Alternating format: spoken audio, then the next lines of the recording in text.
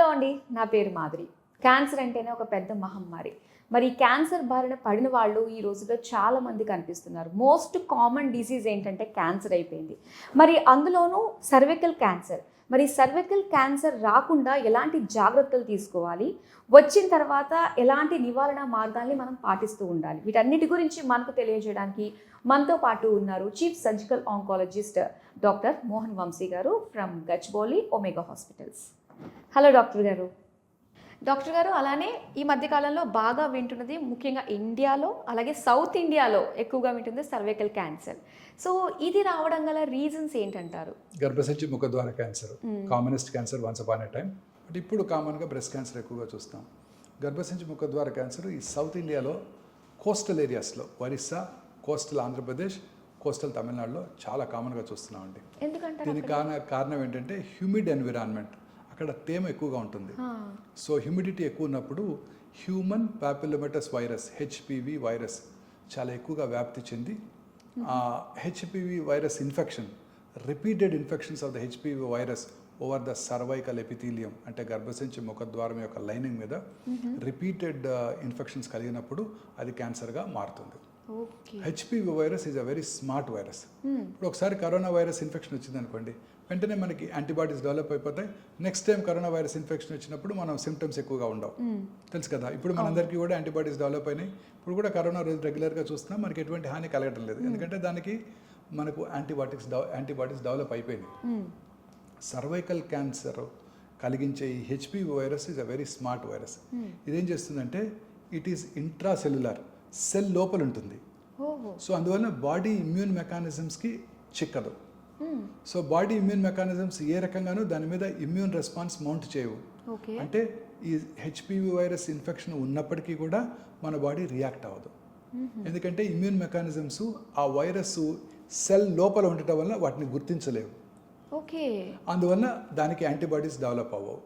So రిపీటెడ్గా infections వస్తూనే ఉంటాయి ఆ పిల్లలకి, ముఖ్యంగా ఆడపిల్లలకి. ఆ తేమ కలిగిన వాతావరణంలో అన్హైజీనిక్ ప్రాక్టీసెస్ అంటే పూరర్ సెక్షన్స్ ఆఫ్ ద సొసైటీలో హైజీన్ మీద, especially during cycles, menstrual cycles, వాళ్ళకి అవగాహన లేకపోవడంతో, వాళ్ళకి అవగాహన లేకపోవడం వల్ల అన్హైజీనిక్ ప్రాక్టీసెస్ వల్ల ఆ వైరస్ అక్కడ ఎక్కువగా వ్యాప్తి చెంది it is commonly seen in poorer sections of the society. అల్పాదాయ వర్గాల్లో వీటి మీద అవగాహన లేకపోవడంతో వాళ్ళలో ఈ క్యాన్సర్ ఎక్కువగా చూస్తుంటాం. సో ఈ మధ్యకాలంలో దీని మీద అవగాహన పెరగటం, అలాగే గవర్నమెంట్ ఆఫ్ ఇండియా ఇప్పుడు కొత్తగా 10 to 14 years అందరు ఆడపిల్లలకు కూడా వ్యాక్సిన్ ఇవ్వాలని నిర్ణయించారు ఫ్రీగా. యూనివర్సల్ ఇమ్యునైజేషన్ ప్రోగ్రాంలో చేర్చడం వల్ల probably next 30 to 40 years to come మనకి ఇంకా బాగా తగ్గిపోతుంది సర్వైకల్ క్యాన్సర్ ఇన్సిడెంట్స్. అదర్వైజ్ భారతదేశంలో, ముఖ్యంగా దక్షిణ భారతదేశంలో ఈ కోస్టల్ ఏరియాస్లో ఈ క్యాన్సర్ చాలా కామన్గా కనబడుతుంది. So it is cause and effect relation. అంటే హ్యూమన్ పాపిలోమేటస్ వైరస్ ఇన్ఫెక్షన్ దానివల్ల క్యాన్సర్ వస్తుందని ప్రూవ్ అయిపోయింది. సో అందువల్ల దీనికి వ్యాక్సిన్ కూడా కనుగొనబడింది. ఈ వ్యాక్సిన్ కనుక తీసుకున్నట్టయితే preferably at the age of 9 to 14 years కనుక తీసుకున్నట్టయితే ఈ క్యాన్సర్ ఎప్పటికీ రాకుండా చేసుకోవచ్చు. One time vaccine one time అంటే 2 doses ఇస్తారు. తర్వాత కూడా పెళ్లి కాకముందు కూడా ఈ వ్యాక్సిన్ తీసుకోవచ్చు. పెళ్ళైన వాళ్ళు కూడా తీసుకోవచ్చు అప్ టిల్ 40 years.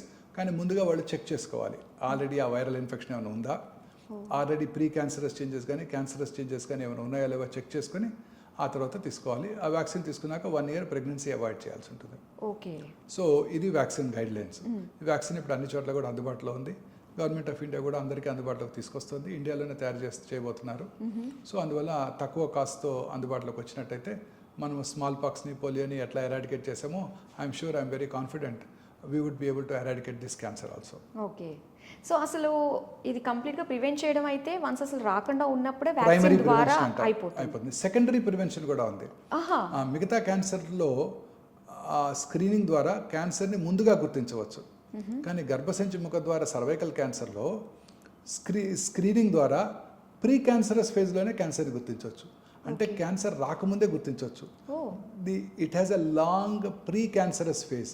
అంటే సింటమ్స్ ఎలా ఉంటాయంటారు? సింటమ్స్ ఏముండవు మేడం, సింటమ్స్ ఏముండవు. క్యాన్సర్ రాకముందే ఇది ఈ సర్వైకల్ ఎపిథీలియం క్యాన్సర్గా మారుతుంది అన్న చేంజెస్ మనకి కనబడతాయి స్క్రీనింగ్ చేసినప్పుడు, సింపుల్ పాప్స్మియర్ టెస్ట్ చేయడం ద్వారా.